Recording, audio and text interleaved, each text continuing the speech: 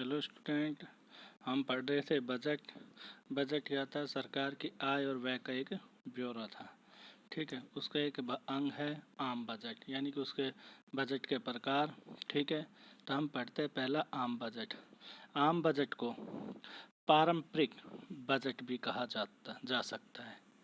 ठीक है, इसका मुख्य उद्देश्य विधायिका का कार्यपालिका पर वित्तीय नियंत्रण स्थापित करना, यानी कि वित्तीय नियंत्रण स्थापित करना कि सरकार जो खर्चे करती है उन पर नियंत्रित करना।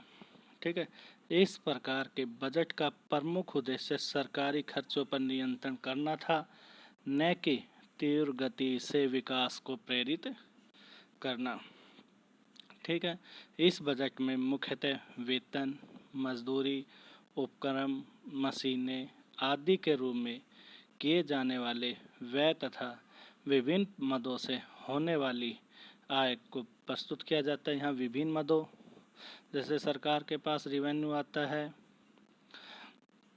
प्रत्यक्ष करों से, अप्रत्यक्ष करों से। प्रत्यक्ष कर से आयकर, अप्रत्यक्ष कर क्या हो गए जैसे सर्विस टैक्स वगैरह। ठीक है, तो सरकार से इन रिवेन्यू विभिन्न मदों से आय प्रस्तुत होती है। तो बजट मुख्यतः कहते हैं सरकारी बजट सरकार के आय और व्यय का ब्यौरा है। ठीक है, सरकार आगामी वित्तीय वर्ष के लिए, वित्तीय वर्ष क्या था कि 1 अप्रैल से 31 मार्च संसद के सामने पेश करती है। आम बजट से अभिप्राय सिंपल भाषा में हम ये ले सकते हैं कि सरकार है बिना संसद में पेश किए हुए, ठीक है, बिना संसद के में पेश किए हुए जो सरकार अपना व्यय करती है, यानी कि जो आय प्राप्त करती है सरकार और उसमें से व्यय करती है, यानी कि जो आय प्राप्त उसको बिना संसद की मंजूरी से खर्च नहीं कर सकती, उसे संसद के दोनों सदनों में पेश करना होता है। संसद द्वारा मंजूरी प्राप्त करने के बाद ही उस उस आय को खर्च कर सकती है। तो हम पढ़ते हैं, जैसे आम बजट कहा कि पारंपरिक बजट है। बजट को बताया था कि भविष्य के पूर्वानुमानों को गणनात्मक या संख्यात्मक रूप देना, और इसका मुख्य उद्देश्य कार्यपालिका वित्तीय नियंत्रण करना है। इस प्रकार के बजट का प्रमुख उद्देश्य सरकारी खर्चों पर नियंत्रण था, न कि तीव्र गति से। यहाँ विकास के लिए नहीं, आम बजट तो क्या होगा, नियंत्रण करना पे कहाँ से मुझे आय होगी, कहाँ मैं इसको व्यय करूँगा। इस बजट में मुख्यतः वेतन, मजदूरी, उपकरण, मशीनें के रूप में किया जाने वाला व्यय कि इन पर मजदूरी, वेतन, इन पर, क्योंकि संसद में पेश किया जाता है वित्त मंत्री द्वारा जब बजट, आम बजट तो बताता है कि इस बार वेतन, मजदूरी इतने खर्चे होंगे, ये व्यय किए जाएंगे और हमें कहाँ से किन किन मदों से आय प्राप्त होगी, किन पर टैक्स कर वृद्धि की जाएगी, करों में वृद्धि करने से हमें इतनी आय प्राप्त होगी, तो ये प्रस्तुत किया जाता है। दूसरा है पूरक बजट। यदि बजट में स्वीकृत धनराशि 31 मार्च, यहाँ 31 मार्च क्यों लिखा, क्योंकि हम 1 अप्रैल से फाइनल ईयर 31 मार्च पूर्व ही समाप्त हो जाए, यानी स्वीकृति। यहाँ बजट में स्वीकृति का मतलब ये होगा कि संसद द्वारा स्वीकृति दी जाती है। अगर उससे पहले ही हमारी धनराशि समाप्त हो जाए तो इस स्थिति में सरकार संसद के सम्मुख पूरक बजट प्रस्तुत करती है और अतिरिक्त धनराशि की मांग की जाती है। ठीक है, जैसे कोरोना वायरस वगैरह हो तो ज़्यादा खर्चे आकस्मिक हो गए तो संसद में पूरक बजट पेश करती है और अतिरिक्त धनराशि की मांग करती है। ठीक है भाई, पूरक बजट। फिर आता है लेखानुदान।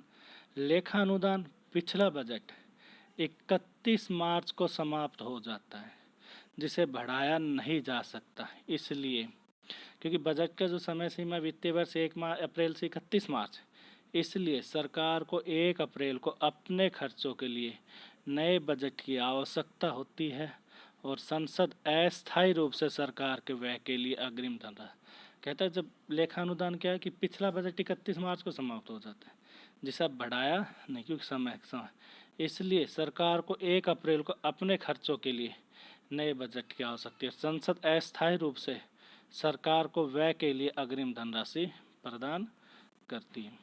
एक है अगला पॉइंट, निष्पादन बजट। कार्य के परिणामों या निष्पादन को आधार बनाकर निर्मित किया गया बजट निष्पादन बजट कहलाता है। कार्य के परिणामों को, इसके अंदर जो हम जितना पैसा खर्च कर रहे हैं और उस जो पैसा खर्च करेंगे बजट यानी किसी चीज़ योजना पर, उससे हमें होने वाले लाभ को आधार मानकर भाई इतना पैसा खर्च कर तो बजट तय किया जाता है। जैसे मैंने इसमें एक फिल्म का उदाहरण दिया अनिल कपूर वाली का, कि भाई जैसे एक कंपनी होती है वो कहता है अगर हम किराए पर ट्रक लेते हैं तो हमें मान लो 70 लाख रुपए किराया देना पड़ता है। अगर हम ट्रक खुद ही परचेज कर ले, जब हमारा काम होगा तो हमारे ट्रक हमारे काम करेंगे और साथ साथ अन्य लोगों के भी कार्य करेंगे परिवहन के लिए, तो हमें इतना प्रॉफिट हो जाएगा। यानी कार्यों को आधार मानकर कार्य जो निष्पादन जो परिणाम जो पैसा मैं खर्च करूँगा, इतना पैसा खर्च करके मुझे होने वाले लाभ की, ठीक है, कि मैं इतना बजट अगर आज मैं इतना पैसा खर्च कर तो इससे मुझे इतना रिटर्न होगा, तो उसको आधार मानकर बजट तय किया जाता है। जैसे नॉर्मली हम चक्की छोटी वगैरह छोटे छोटे आटे की चक्की आ रही है भाई, 2 रुपये आटे की पिसाई है, महीने में 1 क्विंटल पिसवा लेते हैं तो 200 रुपये हो गए। अगर 6,000 की चक्की अगर इतना पैसा मैं यहाँ खर्च करके मुझे इतना बेनिफिट मिलेगा, तो उनके आधार पर एक बजट तैयार। निष्पादन बजट को व्यापक कार्रवाई का दस्तावेज माना जाता है, जो कि कार्यक्रमों परियोजनाओं से संबंधित संख्यात्मक आंकड़ों एवं क्रियान्वयन की उपलब्धियों का मापन करता है। परियोजना कोई भी कार्यक्रम के लिए जहाँ जिसके लिए हम पैसा खर्च, संख्यात्मक आंकड़ों जिसे मापा जा सके 1 2 3 संख्या में, ठीक है, एवं क्रियान्वयन की उपलब्धियों का मापन करता है। यह बजट मूलतः लक्ष्योन्मुखी एवं उद्देश्य परक प्रणाली पर आधारित है। यह बजट मूलतः लक्ष्य मुखी है, जिसे उद्देश्य परक भी बोल सकते हैं, लक्ष्य को आधार बनाकर कि इतना पैसा हम खर्च कर रहे हैं, इस आधार पर मुझे ये बेनिफिट है मिलेगा, इसलिए इसे निष्पादन बजट का। फिर रिपीट करते, निष्पादन बजट का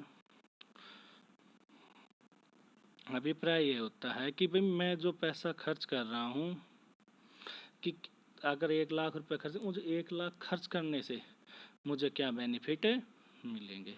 अब अगला है आउटकम बजट।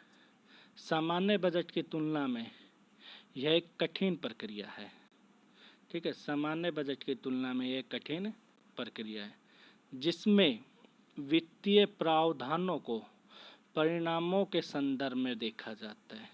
देखो आउटकम बजट क्या होती है, जब सरकार कोई पैसा खर्च करती है तो उसको पेश करती है विधायक संसद में कि भाई हम ये जो पैसा खर्च किया था 10 लाख, उससे हमें बेनिफिट क्या मिला।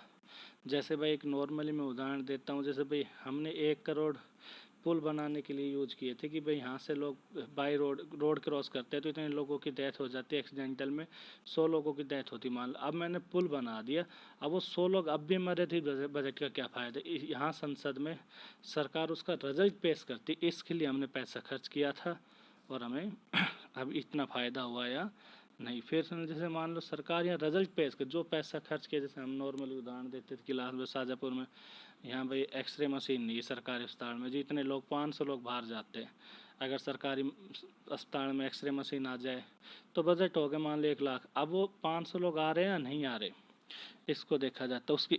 तो बजट में मूल्यांकन किए जा सकने वाले भौतिक लक्ष्यों का निर्धारण इस उद्देश्य से किया जाता है कि बजट के क्रियान्वयन और गुणवत्ता को परखा जाना संभव हो सके।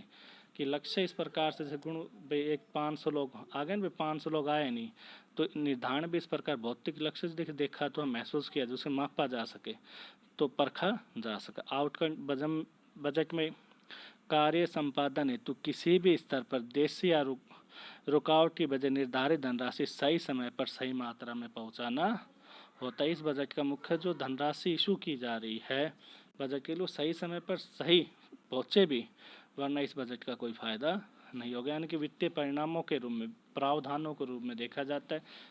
मुख्य बात यही है, इसका अर्थ ही है मुख्य कि जो हमने पैसा खर्च किया उसका बेनिफिट हमें मिला या नहीं।